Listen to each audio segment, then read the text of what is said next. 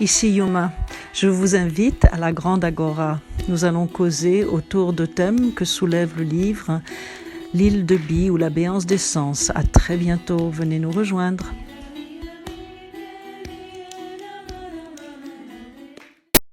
Coucou Alexandra. Bonjour Yuma. Bonjour. Alessandra, je voudrais, si tu veux bien, que tu te présentes un petit peu. Parce que moi, quand je te présente, bien sûr, je présente parce qu'on se connaît déjà, donc ça fait Oui, longtemps qu'on ne se voit pas, mais on se connaît. Mais je voudrais que tu te présentes toi-même, si tu veux bien, parce que je pense que c'est intéressant, voilà, que tu racontes un petit peu ton histoire. Et ensuite, moi, je suis Yuma Moudra, donc je suppose que si quelqu'un voit cette vidéo, vous pourrez trouver qui je suis, puisque c'est au sujet du livre. Mais Alexandra, je voudrais entendre la présentation, s'il te plaît. d'accord. Alors, je m'appelle Alessandra Centonza et je suis italienne, milanaise. Je fais partie du réseau Danza Duende Network, donc du projet Danza Duende fondé par Yuma Moudra, et déjà depuis très longtemps. J'ai rencontré Yuma au Portugal.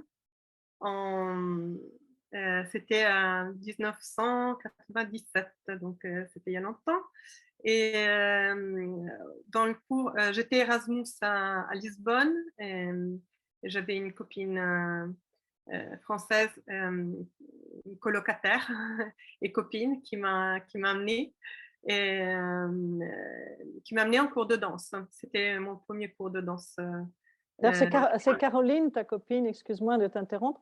Caroline est la première personne qui a reçu le livre. C'est la première personne qui m'a écrit qu'elle avait reçu le livre chez elle et qu'elle allait le lire. Ouais, c'est quelqu'un d'important dans toute cette histoire, dans l'histoire de ma vie en tout cas. On est toujours copines. Et, euh, et donc, à l'époque, je raconte ça avant de dire qui je suis parce que cette rencontre a fait beaucoup dans ce que je suis devenue dans ma vie. À l'époque, j'étais étudiante en droit, donc à Milan. Et là, j'ai donc fait un Erasmus à Lisbonne, dans le cours duquel j'ai connu Yuma dans un cours de danse. Et c'était le premier cours de danse orientale et tzigane qui n'ait jamais eu lieu à Lisbonne. Donc, c'était dans l'école Sétima Posição. Tout était assez surréel. et, euh, et donc, c'était une année extraordinaire. Dont je n'ai que quelques souvenirs. Et j'ai gardé le souvenir de cours qui m'ont vraiment ouvert des univers de boules d'énergie, de paix, recherche de la paix. Moi, j'avais 27 ans à l'époque. J'allais en boîte de nuit, j'étais tout à fait mondaine. J'imaginais un futur d'avocate ou plutôt dans la coopération au développement. C'était ça que j'envisageais. Et puis, à partir de ce coup, j'ai eu une grosse inspiration. Je suis en rentrant à Milan. Je cherchais un cours de danse orientale parce que je pensais que tout ce que Yuma m'avait appris, c'était la danse orientale. Et donc, finalement, j'ai trouvé mon cours de danse orientale. Bref, les 10 ans après, c'était ma formation en danse orientale. J'ai beaucoup aimé la danse orientale aussi. Et, et 10 ans après, j'étais en fait danseuse orientale. J'avais laissé mon boulot, ma carrière, disons, dans la coopération au développement, où j'avais été un peu mal à l'aise à cause du fait que les moyens qu'on utilisait n'étaient pas correspondants aux idéaux dans lesquels je croyais. Moi, je voulais changer le monde et je voyais que ce n'était pas comme ça que j'allais le faire. Et Et donc, dis-moi aussi, attends, je voudrais juste interrompre un instant, Alexandra, dans cette histoire que tu vas raconter, est-ce que ça ne te dérange pas oui, de raconter le vœu que tu as fait à la sainte? Parce que je trouve qu'elle a un rapport avec ce dont on va parler après. oui. Si tu Oui, veux bien. là, il faut revenir en arrière encore. Quand j'avais 14 ans, à l'âge de 14 ans, j'ai eu un accident. En marchant en montagne, j'ai eu un accident, je suis tombée, j'étais avec deux autres filles. Moi, j'avais 14 ans et il y en avait une de 19 et une de 16. C'est marrant, 3 femmes. Et donc, on est tombé dans une gorge. On s'est perdu, il y avait du brouillard. Bon, bref, on est tombé. On a passé la nuit sur la montagne et donc là, il faisait noir, le brouillard, les hélicoptères. On entendait le bruit des hélicoptères qui venaient nous chercher et puis ils ne nous trouvaient pas. Bref, j'ai vraiment pensé de mourir. Et cette nuit-là, j'ai fait un vœu. Et à l'époque, moi j'étais élevée catholique, donc j'ai fait un vœu à la Vierge. Et, mais c'était une idée de un esprit de mère qui m'a contactée, que j'ai contacté cette nuit-là. Et j'ai fait le vœu que ma vie serait utile, que si j'allais survivre à cette aventure, je ferai en sorte que ma vie soit utile, serve à quelque chose, serve aux autres. Et donc, finalement, le jour après, on nous a sauvés, donc tout s'est bien passé, on n'a pas eu trop de blessures. Et, et donc, ce vœu, j'ai toujours su que je voulais faire quelque chose qui puisse réaliser mon vœu. Et donc, voilà, la coopération au développement, c'était la première idée que j'avais. Donc, ma formation universitaire, la licence en droit, la maîtrise en droit et tout le reste. C'était un peu dans cet esprit-là. Puis, il y a eu un moment de ma vie où j'ai compris que ça n'allait pas, c'était pas ça, parce que justement, les moyens, quand on se retrouve à travailler euh, avec les gens, ce qui se passe, c'est que on fait face un peu à tous les petites, disons, à tous les démons des gens aussi, et aux miens aussi. Et donc, là, à cette époque-là, j'ai ressenti que c'était pas le milieu qui me permettrait vraiment de dédier ma vie, de faire que ma vie soit quelque chose d'utile aux autres. En même temps, j'avais la danse et j'avais continué la danse. Moi, je danse en fait depuis toute petite et donc c'est une passion très forte. Et à l'époque, la danse orientale était très forte en Italie, donc j'ai pu en faire mon métier. Et donc voilà, je suis devenue danseuse, j'ai eu l'occasion d'ouvrir une école de danse. J'ai tout de suite réinvité Yuma parce que pendant ce temps, il y avait la possibilité d'Internet. Donc avant Internet, on n'y pense pas, les gens, on les perdait. Hein. Il n'y avait pas de social network, il n'y avait rien. Quoi. Donc Yuma, je l'avais connu en 97 et puis je ne l'avais plus jamais revu. Et puis tout d'un coup, Internet, voilà, il y a un site, La Parole. La parole.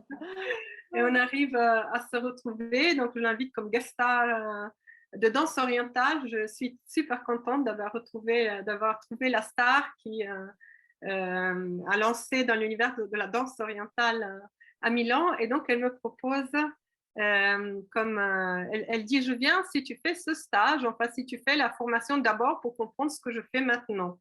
Donc, elle m'invite à une retraite de danza duende. Donc, tout d'un coup, je me retrouve reprojetée dans un univers merveilleux, d'ailleurs, de travail sur soi-même, de poésie et de recherche de qui on est par la danse, donc recherche en danse et en art en général, de notre âme et de ce qui nous plaît et de ce qui ne nous plaît pas, de nous-mêmes, de comme tout ça peut danser ensemble. Et voilà, donc pour dire Danza Duende, à ceux qui ne connaissent pas Danza Duende, ça a un goût un peu comme ça. Donc voilà, c'est depuis... là, on était en l'année 2006, donc depuis 2006, Yuma a continué à venir à Milan, et je continue à l'inviter. J'ai participé, j'ai eu la possibilité de pas héberger, mais je ne sais plus comment on dit en français, d'organiser la première session de l'université de la chorégraphie à Milan. Et Et donc, ça continuait comme ça. J'essayais de dédier de plus en plus l'école dont j'étais, et je suis toujours directrice artistique, cette école de danse là, et de vie, une vision de plus en plus d'espace et de temps pour que les gens puissent avoir une recherche personnelle, un chemin personnel par la danse, par l'art. Et moi, je pense que ça a fait une différence pour moi dans ma vie et ça, je pense que ça fait une différence dans la vie de beaucoup de gens. Voilà. Donc, qui je suis en ce moment? Je suis une maîtresse à l'école primaire. Ah, c'est super. Parce que à cause du Covid, il a fallu fermer l'école de danse pendant 2 ans. Et donc, on a quand même continué online et tout, mais on a fermé quand même l'activité. Et là, on a un autre petit espace. En même temps, j'ai un autre boulot très intéressant aussi et qui m'a lancé un nouveau défi. Et donc, je suis maîtresse à l'école primaire pour les enfants qui ont des disabilités. Donc, c'est un autre chemin très intéressant, un autre univers féminin où je suis projetée, féminin parce que les maîtresses, c'est souvent des femmes. Donc, c'est un autre monde très intéressant. Voilà, je suis désolée d'avoir pris tellement de temps. C'est pas Non, de... c'est bien, non, non, c'est très bien, on n'est pas pressé et puis c'était important aussi parce que, peut-être avec les autres personnes, je n'ai pas fait ça, mais c'est vrai que c'est important aussi de savoir à qui on s'adresse et pourquoi on a cette conversation. Donc nous, ici, dans le cadre de notre amitié, il y a aussi toute une communication entre nous qui a un rapport avec la voix, avec un E, avec la X aussi d'ailleurs, mais Oui, pour le moment, je parle de la voix avec un E. Et donc, dans le cadre de la voix, je crois que ce livre, bien sûr, c'est un roman, c'est une mythologie, c'est quelque chose, je pense, que je mijotais depuis très, très longtemps dans ma vie, mais qui ouvre un nouveau volet, je pense, par rapport à l'expression de la voix, parce que je pense que j'ai été un petit peu plus dans des sujets qui, pour moi, étaient très délicats et que je n'arrivais pas vraiment à partager avec les gens sans justement trop les bousculer. Et puis petit à petit, je pense que ce processus, il a dû, je devrais calculer peut-être depuis combien de temps il dure, mais c'est au moins 15 ans, je pense. Au moins 15 ans. Il faudrait que je calcule. En tout cas, donc ces 15 années pendant lesquelles toi et moi, on a beaucoup communiqué, on a eu beaucoup de choses en commun. Il y a même d'ailleurs des extraits de ce que j'ai écrit qui ont été écrits dans la pièce où tu te trouves maintenant. ah oui. À l'époque, oui, parce que c'est un vieux processus, hein, et c'est le résultat à la fin de quelque chose de très ancien, mais qui est dans mon cœur depuis longtemps. Et donc, voilà, je pense que ton invitation à parler, justement, tu as choisi des thèmes qui sont des thèmes justement un peu délicats. Et donc, je voudrais les mettre dans le contexte par rapport au fait que tu connais bien l'univers féminin, que ça fait des années que tu te consacres à ce travail, à travers justement aussi la danse et le processus artistique, la poésie. Donc, pas uniquement le fait, par exemple, de reproduire des gestes devant un miroir, ce qui est très limitatif par rapport à la danse, mais avec plusieurs aspects, c'est-à-dire aussi bien l'aspect artistique que l'aspect spirituel, l'aspect thérapeutique. Et donc voilà, donc moi je pensais que c'était intéressant qu'on puisse, pour les personnes qui vont nous écouter, qu'on puisse te connaître toi par rapport à cette conversation.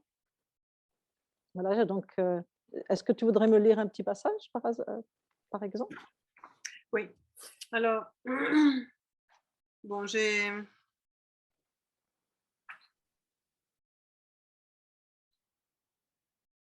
vais tout de suite à-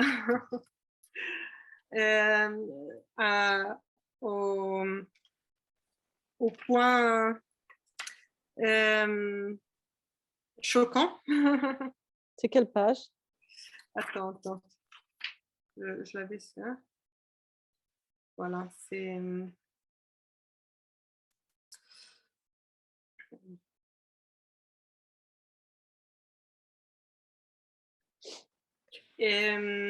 c'est 209. C'est 209. Ok. Non, c'est pas l'endroit le plus choquant, mais c'est celui qui m'a le plus, disons, ramené, ramené à dire ah oui, c'est comme ça. Bon, c'est pas agréable, mais c'est comme ça. Et ça m'arrive souvent quand je suis avec toi, Yuma. En fait, quand à chaque fois que dans tous les étapes où on s'est connus, dans les années, à chaque fois je m'attendais une chose et puis j'en ai trouvé une autre et je me suis vraiment rendu compte que c'était exactement ce qu'il me fallait, même si au début j'avais une résistance comme mes attentes étaient différentes. Mais cette fois, c'était pareil. C'était le même petit choc, le même petit qui fait du bien, quoi, qui ouvre le cœur. Disons, en grandissant, il a bien fallu me rendre à l'évidence que je suis une homo sapiens. Le poisson naît dans l'eau, les oiseaux sortent d'un œuf, les champignons surgissent après la pluie. Et moi, je devrais accepter ma condition humaine. Rien n'arrive jamais par hasard. J'avais compris depuis longtemps que chacune de mes réactions virulentes dans la vie quotidienne correspondait à une information dans mon corps à résoudre et à libérer. Je méditais beaucoup, je maîtrisais les techniques bouddhistes ancestrales pour gérer mes émotions sans les réprimer. La puissance de mon ressenti à cause des vidéos des femmes maltraitées ne pouvait pas être anodine. Cette piste a été le rail sur la voie de la sincérité. Les images qui me tourmentaient avaient pénétré en moi par une brèche. Alors j'ai médité. Qu'est-ce qui se cache derrière les apparences? Suis-je une femme honnête, dévouée à la bienveillance, comme je l'avais cru, ou suis-je possédée par les démons? Derrière les apparences, d'autres apparences. J'ai découvert que tous ces gens, toute l'horreur, toutes les déceptions et toutes ces illusions dansaient selon des scénarios répétitifs dans la succession de mes existences. J'avais été l'homme fâché, j'avais reconnu la femme humiliée, mais en plus des formes de vie en nombre infini, en nombre infini, animales, végétales, minérales, et changer leur dynamique dans mon être. C'était terrifiant. Pendant ce voyage dans mon esprit, je préservais soigneusement ma présence au souffle. J'ai accepté chaque étape de la vérité. Derrière le rideau des images, quelque chose d'autre se cachait, alors que les carapaces tombaient de mes personnages qui disparaissaient au fur et à mesure, je respirais sans lutter contre eux. Assise au cœur de la contemplation, je me suis détendue. Je me retrouvais nue, mais sans corps, sans forme, sans rien que je puisse expliquer. J'étais très sensible sans être perturbée. Sans me trouver ailleurs, je n'étais plus vraiment ici, mais je n'avais jamais été plus vivante qu'à ce moment-là. Je me sentais être tous les êtres, sans me réduire à un seul d'entre eux. Au fond, cela n'avait plus d'importance, car j'avais nommé moi avant de cesser de poser le moindre souci. Alors j'ai su que, oui, les monstres contre lesquels je me battais et leur jouissance dans l'exercice du mal, l'accumulation de rancœur ou de sadisme, la perversion pornographique de la mort et l'aspiration angélique de l'amour, toutes les énergies faisaient partie de moi. Paradoxalement, je ne serais plus jamais guidée par leur exertion, puisque ma conscience venait de percer le voile de l'illusion. Mais dis donc, tu as Voilà. choisi un super extrait, dis donc. C'est merveilleux, personne n'avait choisi cet extrait. Moi, c'est celui qui m'a giflé dans le livre. Ouais, Jésus, il a dit de tendre l'autre joue, alors.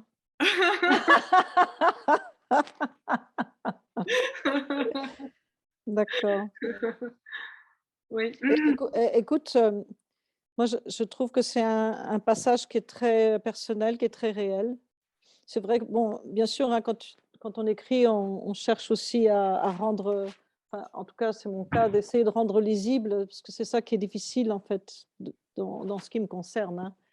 c'est de rendre accessibles et lisibles des choses que je trouve qui sont très difficiles justement à aborder et qui, elles sont pas seulement difficiles à aborder du point de vue de la morale, parce que c'est vrai qu'on est, je crois qu'on a développé un sens de la morale qui est peu contemplatif du paradoxe de la vie. C'est-à-dire que d'un côté, on pourrait penser que c'est une morale qui vient du judéo-christianisme, mais d'un autre côté, on oublie complètement qu'en fait, si on parle en tout cas de christianisme, il s'agirait justement de regarder la poutre dans son propre œil et pas la paille dans l'autre, ou qu'il s'agirait de tendre l'autre joue alors qu'on nous a fait du mal. Et que quelque part, cet aspect-là de la vie, elle est paradoxale, parce que d'un côté, tu vas chercher en tant que femme à, à manifester la noblesse de ta condition, à manifester la valeur de ta condition féminine, l'importance justement que nous, en tant que femmes, on représente dans la vie. Mais comment est-ce qu'en tant que femme, on peut en même temps comprendre que les difficultés qu'on rencontre, elles ne font pas de nous des victimes? Tu vois ce que je veux dire? Comment est-ce qu'on peut aborder ce thème? Et donc, c'est vrai que l'extrait que tu viens de lire, il a été rédigé pour être lu par quelqu'un, je crois, et en même temps, il est extrêmement sincère en ce qui me concerne. Donc, peut-être c'est là, ça peut être intéressant de voir comment toi tu le sens.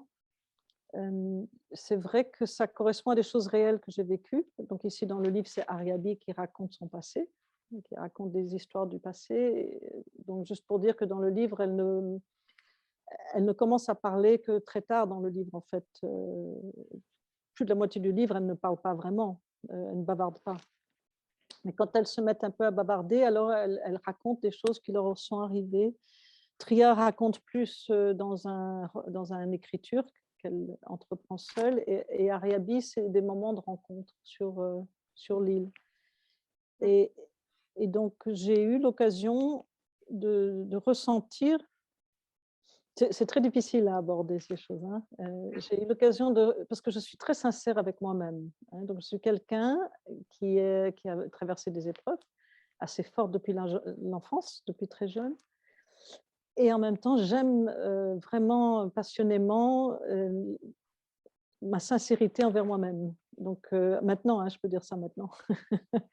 Parce que bien sûr, hein, quand on est jeune, on est un peu plus, tu sais, on navigue un peu avec le vent comme on peut, tu vois. Oui, je connais bien. Maintenant, j'ai le recul, je vois un petit peu, oui, c'est ça, je vois un peu les fruits du jardin, quoi. Et donc, je pense que cette honnêteté, cette sincérité envers moi-même, elle fait de moi-même un ami, une amie, tu vois. Mais Oui. c'est vrai que c'est difficile parfois de voir qu'on a en soi-même des choses qu'on n'aimait pas beaucoup voir chez les autres, quoi. Et j'ai remarqué que j'avais à une époque, donc là, c'était pas, il n'y a pas si longtemps, j'ai vu des images sur Internet, et tu l'as bien dit, hein, que Internet a accompagné un petit peu notre époque, hein, finalement. Bon, je suis plus âgée que toi, mais on peut se mettre dans la même génération quand même. Et en fait, c'est vrai que le fait qu'Internet ait apparu et accompagné notre vie en tant qu'artiste, moi, je ne m'en suis pas rendu compte tout de suite, mais je me suis rendu compte qu'en fait, j'ai accompagné l'existence d'Internet dans ma façon d'être créative, complètement inconsciemment. Mais je ne savais pas exactement ce qui s'y passait, puisque nous, on était occupés à danser, quoi. Tu vois, et puis à faire des choses. Et puis un jour, je suis sur Internet, j'avais plus de temps, et je vois des choses terribles, que je ne vais pas décrire ici, ce n'est pas nécessaire, mais c'était vraiment des choses terribles, donc des choses qui se passent où des hommes maltraitent des femmes, et que c'était réel en plus. Donc ça avait été mis sur Internet, probablement pour faire peur aux gens, mais je ne savais pas que c'était possible de tomber là-dessus, par hasard quelque part. Et je me suis rendu compte que j'étais polluée par ce que je venais de regarder.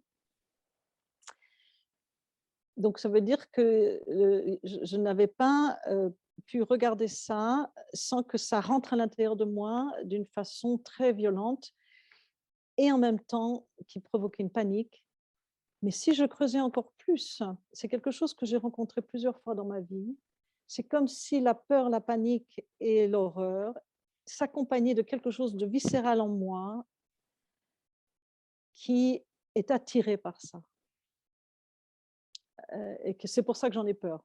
Et bon, tu vois à quel point c'est honnête à la fin. Et je me suis demandé, mais comment c'est possible? Parce que c'est vrai que depuis l'enfance, je suis plutôt quelqu'un de gentil. Je sais que j'ai l'air dur, les gens pensent que je suis dure, mais en fait, non, je suis très gentille depuis toujours avec les insectes, avec les animaux. Donc, c'est la preuve que j'ai quand même un fond gentil, même si je peux être un petit peu frontale, beaucoup même.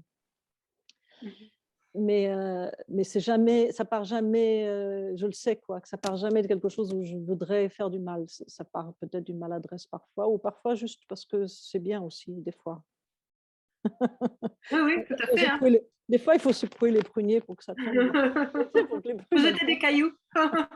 Ah oui, Ariabi, elle jette des cailloux. Oui. Ariabi. Bon, bah, par exemple, elle jette des cailloux avec Tria parce que Tria a besoin, Tria ne peut pas communiquer autrement. Tu vois, Oui, oui. Donc, pour dire que je me suis rendu compte qu'en moi, il y avait quelque chose qui correspondait à ces êtres qui me faisaient peur, parce que sinon, ils n'auraient pas dû me faire peur.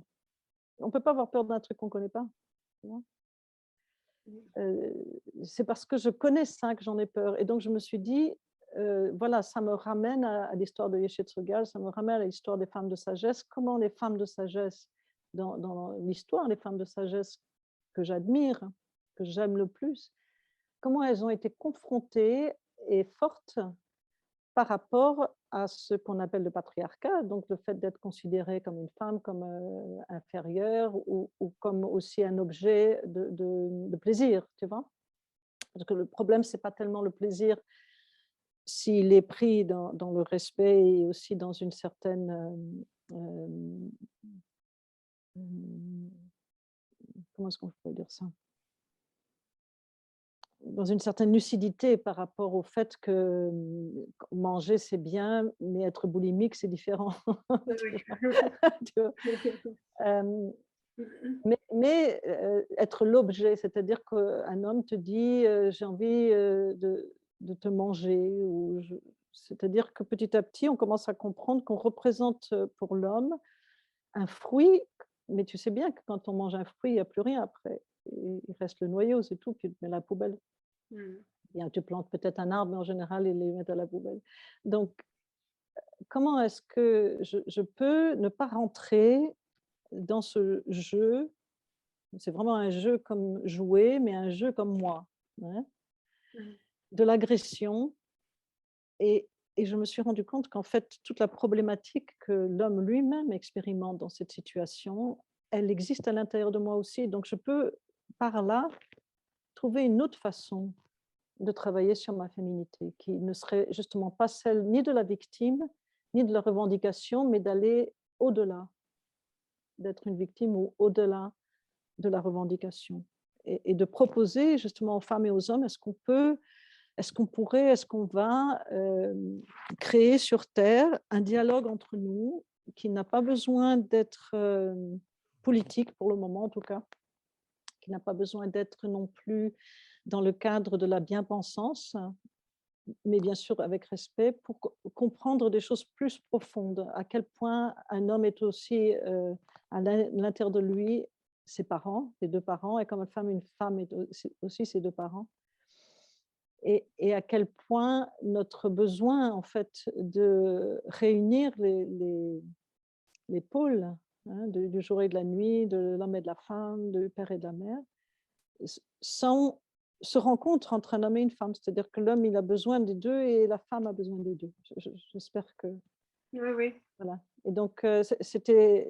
Et l'horreur, donc juste pour terminer, l'horreur dans ce cas, et je voudrais revenir vers un petit peu un thème qui est dans le livre de Jean-Philippe Tonac, l'enseignement comme saigner, c'est ce sang. Hein. Le sang de la femme lui vient de la naissance et le sang pour l'homme vient de la mort par rapport à la guerre ou à la chasse. Donc la pénétration, le fait de pénétrer pour tuer, ou de pénétrer pour faire des enfants, ou de pénétrer de force, ou de ne pas pénétrer de force. Donc toute la dynamique physique de la pénétration dans un monde où, pour pénétrer la matière, il faut une certaine forme et une certaine spirale. Tu vois. Alors que dans ce monde de la matière pour accueillir la pénétration. Tu vois, si on prend ça comme même un acte d'art martial ou d'aïkido, plutôt que de se battre d'une pénétration contre l'autre, est-ce que la femme ne doit pas prendre ça et faire de l'aïkido avec ça, psychologiquement, et pour elle-même retrouver la sagesse qui peut donner à l'homme l'envie, le désir, le plaisir d'honorer le féminin en lui, tu vois? Mhm. Oui, bah voilà, ça c'est vraiment un sujet vraiment très courageux. Et la façon dont tu en parles dans le livre, justement, euh, est vraiment audace parce qu'elle va un peu contre tout, tout ce qu'on dit normalement sur le féminin, comment élever le féminin. Parce que, en effet, le féminin aujourd'hui, le féminin qui essaye de ne plus être victime, qui essaye d'aller au-delà du patriarcat, qui essaye de se libérer, elle le fait d'une façon très masculine. Donc, le fait d'une façon qui perce, comme si il fallait percer un voile. C'est les images qu'on utilise, non? Percer un cristal, percer quelque chose. Donc, c'est encore la pénétration. C'est une façon vraiment très masculine. Et d'ailleurs, la façon de se manifester de la des générations que je vois dans les écoles, que je vois les jeunes, quoi, les jeunes filles, les jeunes femmes que je vois autour de moi, c'est une manifestation qui essaye, quand elle n'essaye pas, elle est plus, disons, dans le cliché de la séduction et de plaire et de tout ce qui était le 900, est au contraire une femme très masculine, très guerrière, très tria, très tria. Et, alors, moi, je pense que ce qui est très intéressant chez les femmes est que ces trois dimensions que tu écris, que tu décris dans ton roman, sous forme de trois femmes, de trois personnages, elles habitent dans toutes les femmes. Enfin, c'est très facile de s'y reconnaître. Au moins en lisant ton livre, je me suis reconnue. Je t'ai reconnue toi, dans tes paroles, j'ai reconnu des postures de ta vie. Toi, tout à l'heure, tu as dit je suis quelqu'un de gentil, je suis quelqu'un de ouvert, qui parle avec les animaux, qui est en harmonie avec la nature. Ça, c'est sa fille et c'est moi, je vois Yuma en méditation dans les bois dans sa jeunesse. Je le dis parce que c'est écrit aussi dans ton premier livre, donc c'est pas un secret. Et, je vois la guerrière, je m'y reconnais aussi. Hein, Tria, la guerrière, on connaît cette dimension, on connaît cette posture, on connaît toutes. Hein, ne pas accepter, non, ne pas accepter, je refuse, je n'accepte pas, je me rebelle, je lutte, je lutte, je lutte. Et on lutte contre qui finalement? On lutte contre quoi? Mais ce fait de lutter, c'est quelque chose qui donne énormément d'énergie. Cette souffrance énorme de la rébellion, c'est quelque chose qui donne énormément d'énergie. Donc c'est pour ça que Tria est un personnage très très fort dans l'histoire. Elle prend la scène brutalement parce que c'est celle qui souffre le plus, c'est celle qui n'accepte pas, qui ne peut pas accepter une forte injustice. Sa fille a été violée, elle est tombée enceinte de son violeur, c'est inconcevable. Et on est avec elle dans cette lutte, non? On peut se reconnaître. Moi, je m'y reconnais très bien. Merci de l'avoir créé, ce personnage, parce que sinon, ça a tout à l'heure été plus difficile. Et elle a tué le père, hein? Elle a tué le père, d'ailleurs. Oui, oui. En même temps. Oui, oui, c'est assez atroce, quoi. Et donc, on est avec elle dans cette souffrance et dans le processus aussi de la difficulté de lâcher prise et tout. Et en même temps, Ariabi, c'est là où tout a été pacifié. Et c'est la sagesse, et c'est souvent ce qui arrive dans c'est ce qu'on voit dans dans les femmes plus âgées, ou dans les femmes qui ont, disons, apaisé leur recherche d'une vie de couple stable. Très souvent, c'est ça, hein, c'est qu'on va au-delà. Après ça, on n'a plus tellement besoin. Et, donc, quand le masculin a été intégré vraiment dans l'amour, disons, c'est et Ariabi et sa fille et Tria, moi je trouve que dans les femmes, elles habitent ensemble en même temps, elles dansent dans notre cœur, c'est des possibilités, des postures qu'on a dans des moments de notre vie ou dans des autres, c'est des univers qu'on connaît. Et, et là, c'est Ariabi qui nous donne la possibilité éventuellement de aller au-delà et de se rendre compte, accepter et aller au-delà du fait que quand on lutte pour se libérer de quelque chose, c'est toujours contre nous-mêmes, c'est toujours à l'intérieur avant qu'à l'extérieur. C'est ce que tu dis là dans cet extrait, c'est que tout l'horreur qu'on éprouve quand on voit certaines choses, tout la rébellion, tout ce dont on veut se libérer, c'est quelque chose qu'on se reconnaît en nous-mêmes. C'est quelque chose qui nous fait peur parce qu'on le voit en nous-mêmes. C'est le reflet en nous-mêmes qu'on n'accepte pas et qu'on ne voit pas. Et c'est pour ça que finalement, ça nous emprisonne. Enfin, moi, j'ai ressenti ça comme ça. Et c'est mon expérience dans la vie en général. Et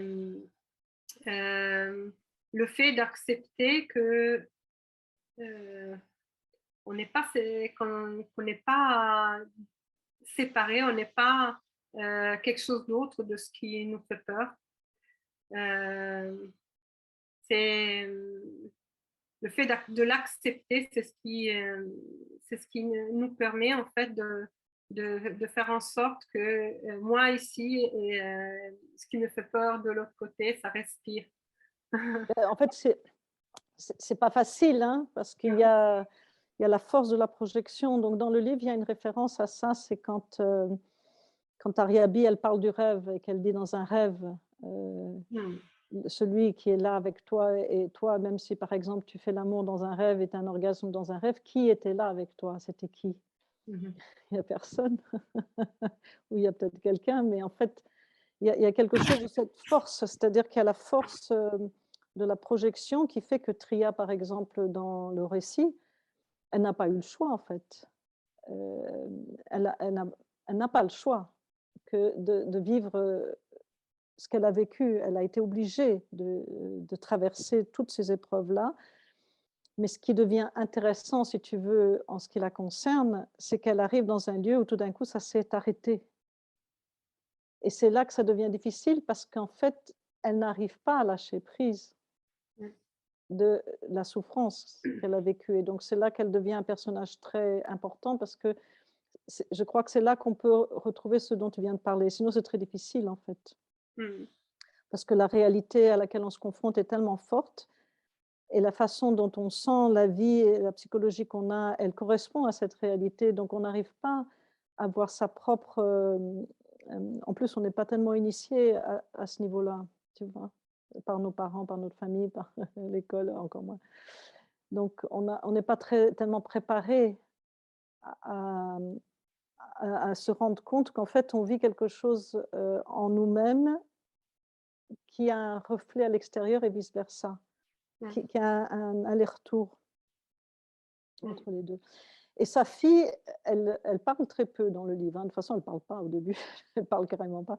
Mais sa fille, il y a une chose qu'elle a vécue qui est très importante et à laquelle je pense maintenant que tu as parlé, c'est qu'effectivement, elle est enceinte d'un viol, mais c'est un viol collectif.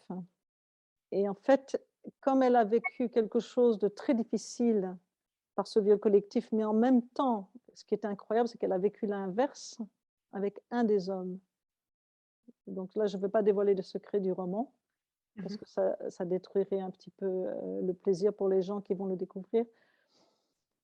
Mais disons que simplement, c'est comme si sa nature profondément connectée à la bonté et à la nature profonde de la bonté humaine.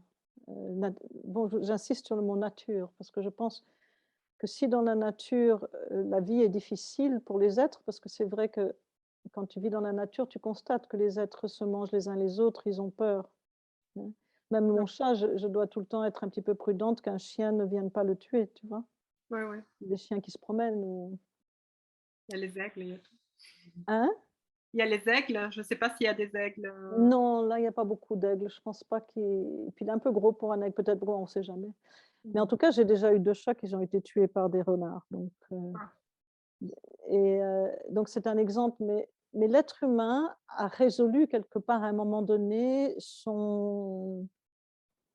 sa vulnérabilité par rapport au prédateur et il est devenu lui le prédateur, suprême de lui-même, hein, en plus d'être prédateur de tout le monde. Mais en fait, je crois, hein, que ce que ça révèle de l'être humain, c'est sa capacité justement à être le jardinier et le protecteur du monde.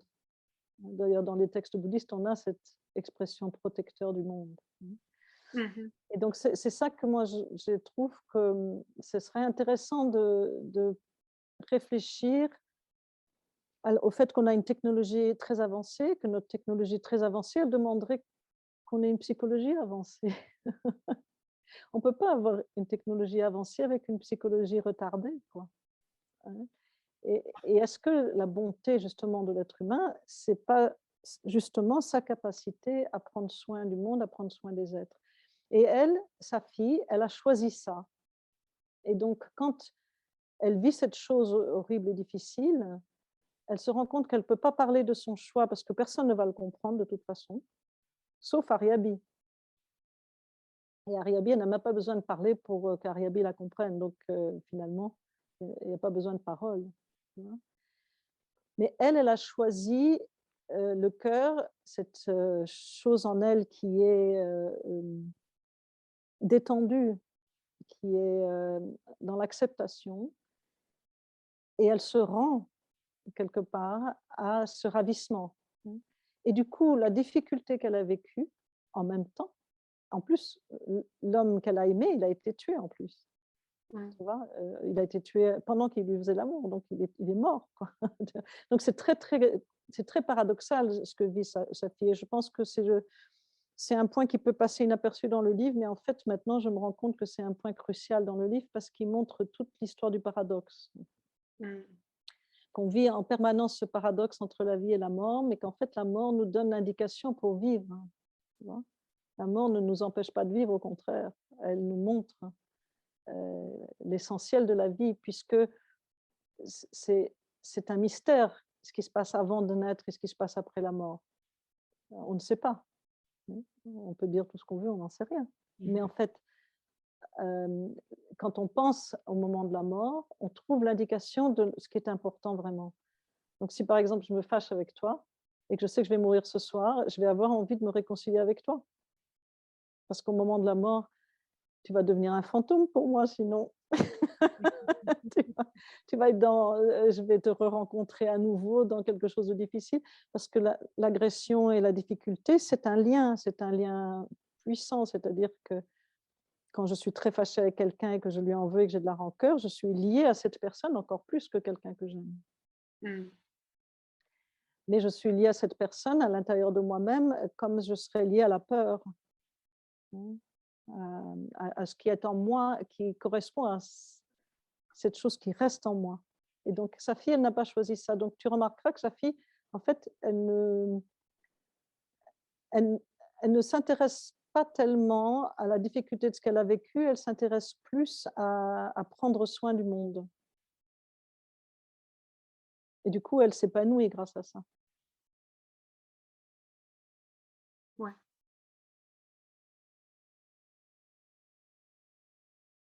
Ouais. Et c'est quelque chose qu'on peut expérimenter, c'est quelque chose qui est dans notre expérience aussi. C'est moins dans notre expérience le fait que de, de ce paradoxe que tu dis, non? Le viol de sa fille, le viol collectif, le fait d'être. Il y a une chose qui se passe, on va pas la dire, mais la situation qu'elle vit, elle est bien spéciale et donc je pense que ce n'est pas dans l'expérience quotidienne de. Ah non, c'est symbolique, hein, c'est Ouais, symbolique. voilà. Ouais, bien sûr, Ah, c'est extrêmement fort, mais c'est symbolique de toute façon, c'est une forme de mythologie, ce roman. oui, oui, bien sûr. Alors que d'une façon ou de l'autre, quand on vit un trauma, on sait aussi que, enfin, je pense que petit ou grand, tout le monde a vécu des situations traumatiques. On a été victime de quelque chose. Et cette transformation qui n'est pas pardonnée, qui n'est pas, il y a aussi du pardon, mais ce n'est pas que du pardon, c'est vraiment une compassion dans le sens où on comprend euh, pour euh, que, que, que tout ce qui est mis en acte de l'autre côté, ça pourrait être nous aussi, on n'est pas séparés, c'est un reflet. Donc, Oui, voilà, donc c'était intéressant. Moi, j'avais écouté une autre causerie où vous avez parlé de ça avec Mélina, je pense. Et vous aviez parlé du christianisme et de comme, en général, on a tendance à interpréter tout ça comme quelque chose dans la culture chrétienne, quelque chose de masochiste. Donc, je pose l'autre joue, tu disais tout à l'heure, je te montre l'autre joue, mais dans ce geste, il n'y a pas que. Ce n'est pas un geste de masochisme, c'est un geste de. Je pense aussi, hein, profondément dans l'origine de l'enseignement qui a été donné, c'est une profonde compréhension, compassion de ce qui se passe dans l'autre. En général, je trouve que le gros problème de notre époque, le gros problème de notre vie, enfin, moi je parle de ma vie et de ma compréhension de mon époque, du moins, est le fait de voir, de diviser le bon et le mauvais, les méchants et les bons, et, et sans se rendre compte que il y a une partie de nous dans les deux terrains. Dans les deux terrains. Puis on peut choisir, on peut arriver à avoir toutes les conditions qui nous permettent de choisir de se manifester comme quelqu'un de gentil ou pas. Donc, mais il y a une possibilité de nous en tant que méchants. Et on a un soupçon de ça en nous-mêmes. Et c'est ça qui nous fait le plus qui fait les juges les plus terribles. C'est les juges qui ont peur d'eux-mêmes, du reflet d'eux-mêmes dans l'autre. ouais, C'est ça. c'est sûr, ça c'est certain, mais mmh, je je je vais peut-être aller directement sur, par exemple, une pratique dans le bouddhisme qui existe. C'est très intéressant, hein, de commenter ça. Donc dans le bouddhisme tibétain, il y a les yogas de Naropa et dans la préparation par rapport non, celui-ci, c'est un yoga différent, c'est le Tummo, donc la génération de la chaleur du corps pour la guérison. Donc c'est Amitayus, c'est une pratique un peu en parallèle et et c'est très intéressant parce que cette pratique, elle développe tout un tas de possibilités puisque c'est vraiment un monde intérieur, hein. On travaille avec la lumière, avec l'énergie et en relation avec le corps, donc c'est de l'alchimie pure, hein, pure et dure, absolument extraordinaire. Mais la 1re chose à faire pour cette pratique de guérison, donc la première chose qu'on fait, c'est qu'on ramène, donc par la visualisation et par le jeu, si tu veux, des phénomènes lumineux sur lesquels on se concentre à l'intérieur du corps, on va chercher toute l'énergie qui a été perdue dans les conflits qu'on a eus avec les gens. Mm. Et c'est la première chose qu'on fait. Donc, c'est très intéressant parce qu'en fait, on ne peut pas guérir les maladies.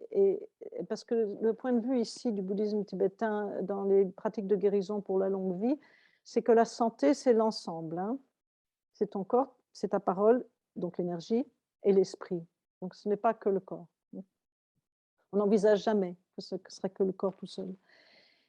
Et donc, tu ne peux pas opérer cette guérison, parce qu'en fait, la guérison, c'est la guérison plus profonde de ton âme, puisque de toute façon, ton corps, même si tu vis 2 ans de plus, ou 5 ans de plus, ou 10 ans de plus, de toute façon, à la fin, c'est fini. Donc, il s'agit surtout qu'au moment de la mort, tu sois guéri, en fait, spirituellement, de ton énergie, qu'elle soit en paix, et elle soit aussi vigoureuse, même si tu es faible physiquement, tu peux avoir une énergie vigoureuse. C'est une question d'entraînement. On n'est pas obligé, en vieillissant, de perdre l'énergie spirituelle, pas du tout. Au contraire, ça s'entraîne comme tu t'entraînes avec. Tu vois. Oui, oui, oui. Et donc, la nécessité, j'ai trouvé ça extraordinaire, hein, de voir qu'en fait, on ne peut pas rentrer dans le processus de la guérison précise, hein, des 5 éléments et de tous les éléments du corps et de l'esprit, sans d'abord aller rechercher toute l'énergie qu'on a dispersée, qu'on a perdue. Ça s'appelle l'énergie perdue. Parce que tant que tu n'as pas accès au cœur même de ta conscience qui est, elle, en paix, parce qu'elle n'est pas soumise au temps, elle n'est pas soumise non plus à la forme par rapport au fait qu'elle serait fixe, hein, ou qu'elle aurait une forme. Elle n'a pas de forme, cette conscience. Donc, quand tu trouves cet espace-là, c'est un espace de joie, en fait, quoi qu'il arrive d'ailleurs. C'est pour ça que des fois, quand vous connaissez Zorba le grec, ou si vous ne connaissez pas, connaissez-le parce qu'il est facile à trouver sur Internet. Donc, trouvez Zorba le grec, c'est pour ça qu'il peut danser alors qu'en fait, il a vécu tellement de souffrances, tellement de difficultés, parce qu'il sait que quand il danse, il manifeste cette joie qui est justement le fait qu'il est connecté à cet espace de liberté profonde. C'est une liberté vraiment. Et donc, quand tu reconnectes à cet espace de liberté profonde, c'est facile de pardonner. Il faut juste faire un peu ce travail spirituel parce que, tu vois, même, je vais te dire, moi, je peux pardonner facilement, mais je vois bien qu'il peut y avoir des résidus qui se baladent. Tu vois. Il faut être un peu attentif quand même, tu vois. On ne se rend pas compte et tout d'un coup, on a un petit tu sais, le Gollum, qui se balade. Et attends, mon petit Gollum, tu es bien gentil, mais maintenant, on va te donner une bague à chaque doigt pour que tu te calmes. Tu n'auras pas un anneau, tu en auras 10, tu vois. Enfin bref. Donc, c'est pour faire référence à la pratique de Tse. À la partie de Che, dont je voulais Et te donc, demander tu des trouves ce questions. petit Gollum à l'intérieur de toi, comme ça, qui est là. Mais si tu t'en rends compte, il y a la possibilité, en plus, il y a une technologie qui existe. Hein, donc là, je vais faire un peu de publicité au bouddhisme tibétain. C'est vrai que, en tout cas, c'est ce que je connais, il y a une technologie absolument incroyable. C'est de la haute technologie.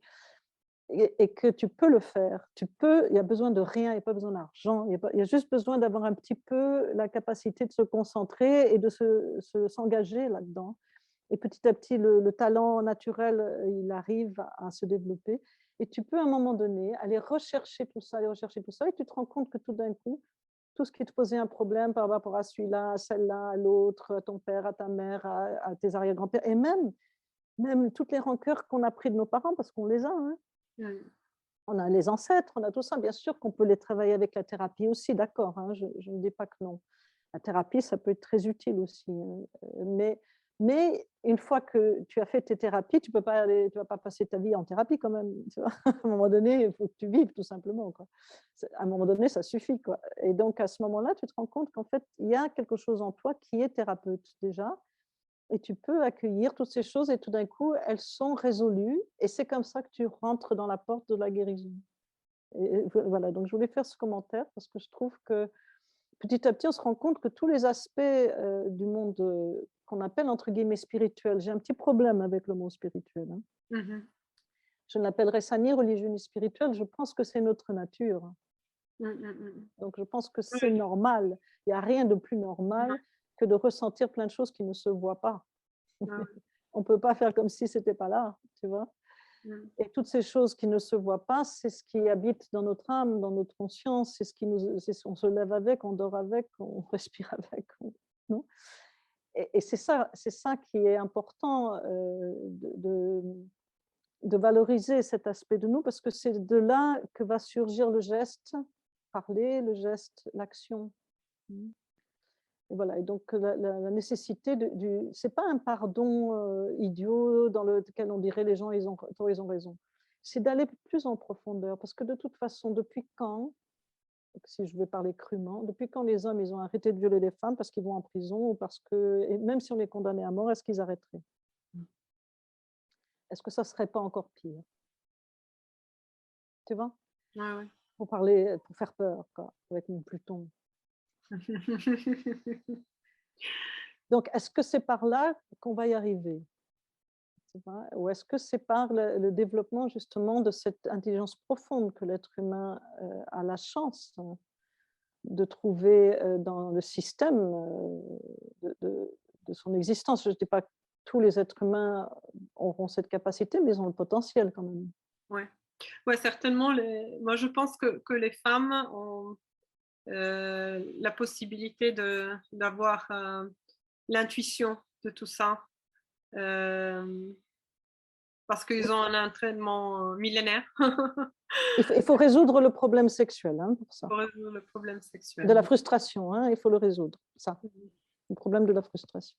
Mais une fois, la femme, une fois qu'elle peut résoudre, et très souvent grâce à d'autres femmes, cette histoire-là, alors oui, je crois que oui, moi je suis tout à fait d'accord avec toi. D'ailleurs, c'est comme ça qu'on s'est connus, Ouais. je crois aussi. Et le rituel que tu as mentionné tout à l'heure, on en trouve dans le livre une version, disons, intuitive, parce que ce n'est pas le rituel tibétain dont je ne le connais pas, moi. Hein. J'en ai entendu parler, j'en ai lu, mais je ne connais pas le rituel. Mais il y a une citation, disons, poétique, il y a un univers poétique qui nous amène dans ce sens, disons. Hein, un conte poétique qui nous amène dans ce sens. Et moi, c'est ce que j'adore dans tout ce que tu fais, quoi, dans les univers que tu crées pour la danse, la chorégraphie. Et cette fois, c'est sous forme de roman. Et c'est sous forme de roman, tu nous amènes à intuire un peu le sens de ce rituel. Et moi, je pense vraiment, encore une fois, vraiment courageux et vraiment disons, contre les modes, quoi, contre les anticonformistes. C'est le dernier anticonformisme. Parce que vraiment, l'idée de s'offrir, de se donner, de faire cadeau, L'offrande de son corps. c'est l'offrande de son corps, c'est plus que enfin dans le livre, comment tu l'écris dans le livre, c'est vraiment beaucoup plus que le corps, c'est vraiment nos éléments, tous les éléments matériels et immatériels. Donc c'est vraiment la façon dont en offrant, en s'offrant, on se libère et on se libère de ses peurs et c'est pas la bonne expression, on prend le pouvoir, mais on a l'occasion de briller, quoi, de ressentir la, la brillance de notre nature, le pouvoir qu'il y a dans notre nature quand on lâche prise de tout ce qu'on est attaché. Non? Et en même temps, moi je pense aussi, je suis convaincue aussi pour revenir au christianisme que l'offrande de Christ, que Christ fait de son corps, ça a ce sens. Bien sûr, moi je crois à fond, et même la posture. Mais Ouais. moi, ça, la posture, je j'ai ressenti la valeur du sacrifice en tant que ravissement, donc pas en tant que souffrance. Voilà. Je l'ai senti dans le tournoiement il y a très longtemps, en pratiquant les tournoiements. C'est le tournoiement, Oui, tourner oui. sur soi. Cette posture, c'est une posture, donc si on l'enlève de la croix, c'est le cas au Brésil, hein, il est bien hein, au Brésil, il n'est pas sur une croix, il est comme ça. Oui, Avec... oui. Donc je ne suis pas chrétienne, mais je suis sensible à ça. Depuis longtemps, j'étais toujours sensible à quelque chose en ce qui concerne le Christ, ce qu'il représente. Et je crois que physiquement, il y a ça. Mais je voudrais juste en profiter pour dire quelque chose que je n'ai jamais eu l'occasion de dire et que j'ai un petit peu peur d'oublier.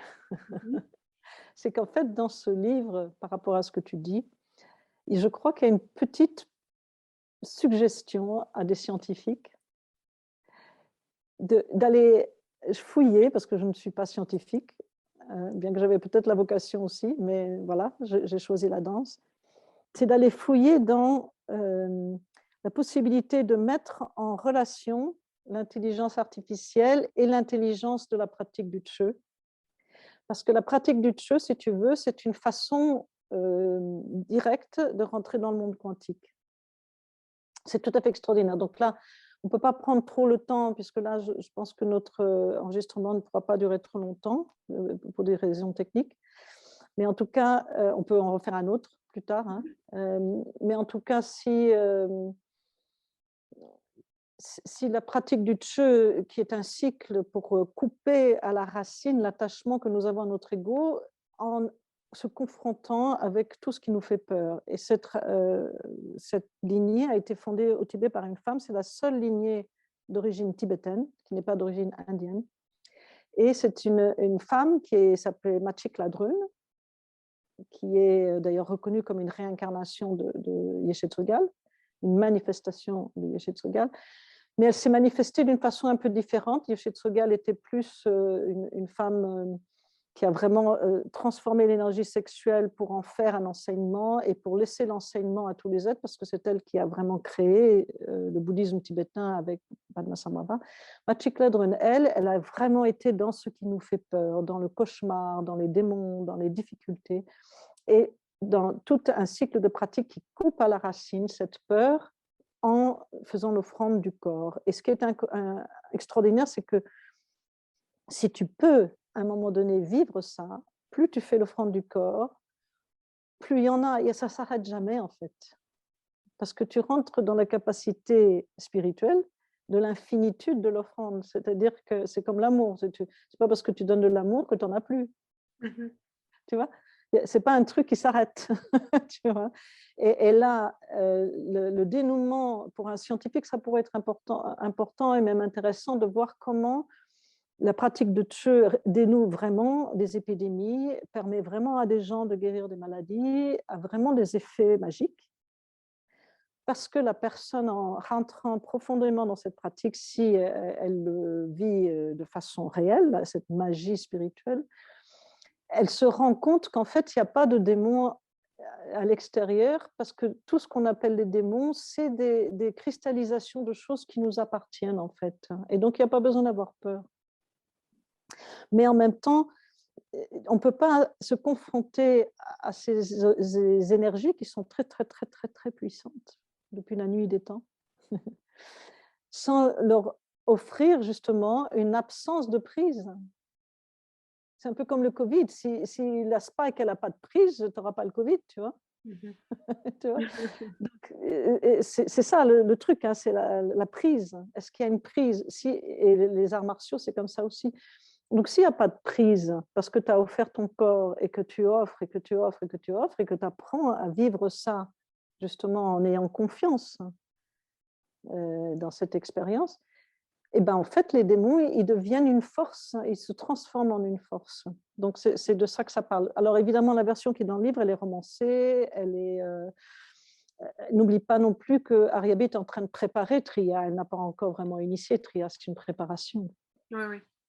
Elle vit un petit truc un peu comme on aurait pu faire nous dans un stage de danse, tu vois. Oui, oui. Oui, c'est quand même.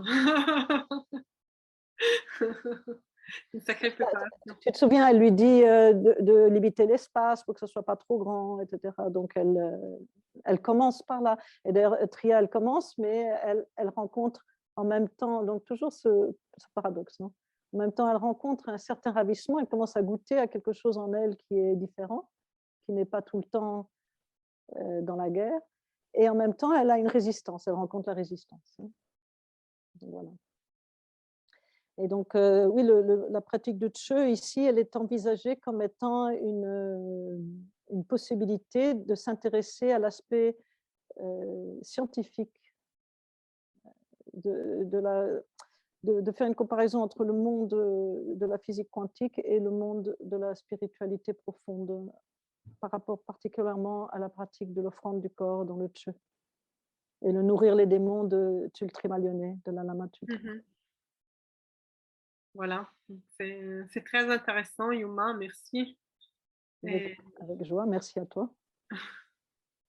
Donc, j'espère qu'on aura encore à échanger sur ces sujets. En fait, dans l'île des Billes, il y a un peu les thèmes les plus importants pour notre époque, certainement, et pour nous les femmes. Vas-y, excuse-moi. Moi, je veux bien te défier de trouver une compagne qui parle français pour le moment, puisque c'est encore en français, mais on aura le livre en portugais. Hein. Il est déjà traduit en portugais. Ah oui, j'ai entendu. Donc, comme tu parles portugais, tu pourras aussi. Mais en tout cas, je voudrais te lancer ce défi de trouver quelqu'un et on viendrait ici à 3 ou 4. Ok, ouais, volontiers. Bah, j'ai une idée de t'y inviter. C'est une très bonne idée. D'accord. Ok. Bah, écoute, merci beaucoup, Alexandra. Merci beaucoup. À la prochaine alors.